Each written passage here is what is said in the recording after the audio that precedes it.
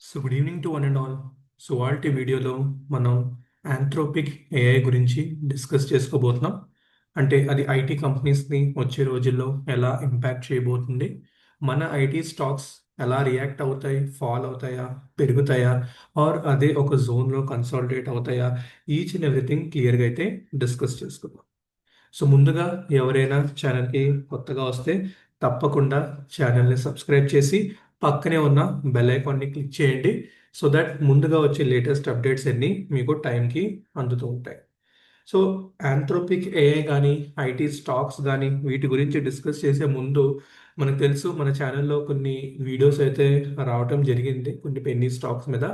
దాని తర్వాత కొన్ని మంచి కంపెనీస్ మీద కూడా మనం వీడియోస్ అయితే చేసాము. బట్ కొంచెం గ్యాప్ అయితే వచ్చింది డ్యూ టు సమ్ రీజన్స్. అది మీకు తర్వాత చెప్తాను క్లియర్గా ఏంటనేది. సో మనం వచ్చే రోజుల్లో ఎలాంటి కంటెంట్ తేబోతున్నాం, ఎలా ప్రొసీడ్ అవ్వాలి, సో మీకు ఏమైనా ఐడియాస్ ఉన్నా కూడా కంటెంట్ పరంగా లేకపోతే సెపరేట్గా ఎడ్యుకేషన్ రిలేటెడ్ కూడా లైక్ టెక్నికల్ అనాలిసిస్ కానీ ఏమైనా స్టాక్ మార్కెట్ రిలేటెడ్ మీకు ఏమైనా సజెషన్స్ ఇవ్వాలనుకుంటే తప్పకుండా కామెంట్ సెక్షన్లో అయితే మెన్షన్ చేయండి. సో క్విక్గా అయితే మనం ఆంథ్రోపిక్ ఏఐ గురించి అయితే డిస్కస్ చేసుకుందాం. ఎంతకింత ఒక బజ్ కానీ ఈ చాలా ఒక హైప్ అనేది క్రియేట్ అయింది మార్కెట్లో కూడా.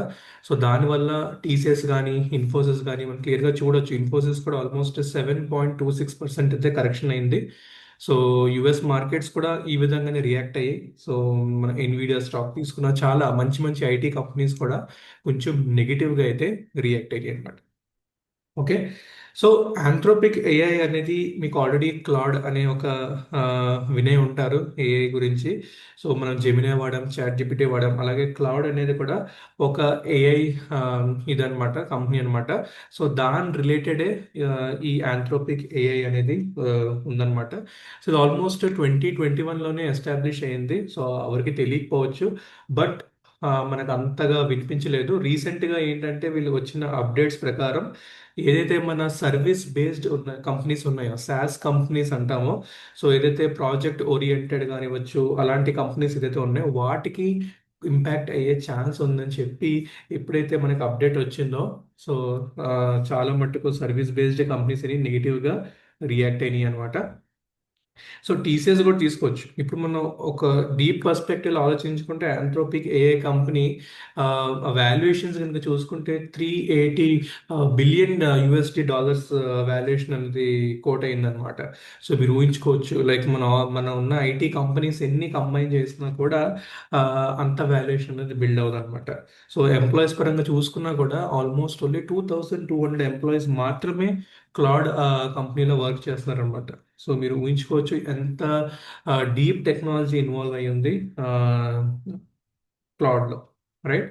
సో అలా అని చెప్పి మనం ప్యానిక్ అవ్వాలా, లేకపోతే ఉన్న స్టాక్స్ని సెల్ చేసేయాలా అని అలా అనుకోకూడదు అనమాట. ఎందుకంటే కొన్ని లైక్ కొన్ని లాస్ట్ ఇయర్ కూడా చూసినప్పుడు డీప్ సీక్ టెక్నాలజీ ఎప్పుడైతే మనం చైనాది అదైతే విన్నామో అప్పుడు కూడా చాలా stocks, data center stocks like Anantraj కానివ్వచ్చు, కొన్ని స్టాక్స్ చాలా నెగిటివ్గా రియాక్ట్ అయ్యాయి. బట్ తర్వాత తర్వాత కొంచెం పిక్ అవుతూ ఉన్నాయి, రైట్?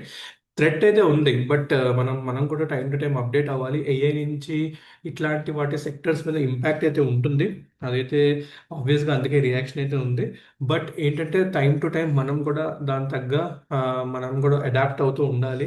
సో ఎందుకంటే ఈ క్లౌడ్ అనే టూల్ ఏంటంటే మొత్తం కోడ్ కానివ్వచ్చు, బగ్స్ ఫిక్సింగ్ కావచ్చు, ఏదైనా కాంప్లెక్స్ లాజిక్ ఏదైతే క్లయింట్ రిక్వైర్మెంట్ ఉందో జస్ట్ వాళ్ళు టైపింగ్ చేయగానే ఆ రిక్వైర్మెంట్స్ పెట్టగానే మనకి ఏంటంటే చాలా మట్టుకు కంటెంట్ ఏదైతే మన డెవలపర్స్ కానివ్వచ్చు, లేకపోతే ఏదైతే ఈ సాస్ కంపెనీలో వర్క్ చేసే వాళ్ళు ఉంటారో వీళ్ళందరి జాబ్స్ థ్రెట్లో పడతాయి ఇండైరెక్ట్గా. ఎందుకంటే ఆటోమేటిక్గా ఏదైతే కంటెంట్ అంతంత ఇచ్చి వాళ్ళకి ప్రాజెక్ట్స్ పరంగా చేయించే బదులు సో ఇంత ఈజీగా అయిపోతుందనే ఒక చిన్న దీని వల్ల కొంచెం నెగిటివ్ ఇంపాక్ట్ అయితే క్రియేట్ అయింది.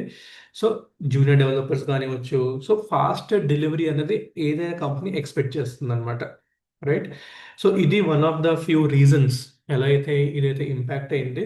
సో దాని తగ్గట్టుగా చూసుకుంటే నెగిటివ్గా ఫాల్ అయితే అయింది. బట్ ఎగ్జాక్ట్గా చూసుకుంటే ఐటీ ఇండెక్స్ కూడా మన లెవెల్స్ ఏదైతే ప్లాట్ చేసి ఉన్నాయో 35,897 అక్కడైతే ఒక మంచి సపోర్ట్ అయితే తీసుకుంది. ఇన్ఫోసిస్ కూడా చూసుకుంటే ఈ పివట్ సపోర్ట్ దగ్గర అయితే ఆగిందనమాట as of now. In case అది 15-20 లెవెల్ కూడా బ్రేక్ అయిందంటే మనకి ఇంకా కొంచెం డౌన్ సైడ్ అయితే వచ్చే ఛాన్స్ అయితే ఉందన్నమాట. రైట్. సో ఇలా అయితే ఈ స్టాక్స్ ఉన్నాయి. బట్ మనకి ఏమైనా ఆపర్చునిటీ వస్తే ఇంకొంచెం డౌన్ సైడ్ వస్తే మనం ఈ 1400 లెవెల్స్ దగ్గర కావచ్చు, 1300 లెవెల్స్ దగ్గర కావచ్చు, కొంచెం కొంచెం అక్యూములేట్ అయితే చేసుకోవచ్చు. సో కంప్లీట్గా నెగిటివ్గా తీసుకున్నది ఏం లేదు, బట్ ఇంపాక్ట్ అయితే ఉంటుంది. దానికోసం అయితే మనం జాగ్రత్తగా ఉండాలి. సో ఏఐ ఆబ్వియస్గా కొంచెం ఇంపాక్ట్ అయితే క్రియేట్ చేస్తుంది. రైట్. సో మనం చాట్ జీపీటీ తీసుకున్న ఏదైనా కోడింగ్ పరంగా కావచ్చు.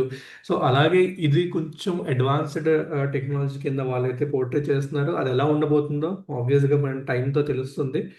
సో సో స్కిల్ అనేది పెంచుకోవాలి. హై స్కిల్ రోల్స్ అనేవి చాలా డిమాండ్లో ఉంటాయి.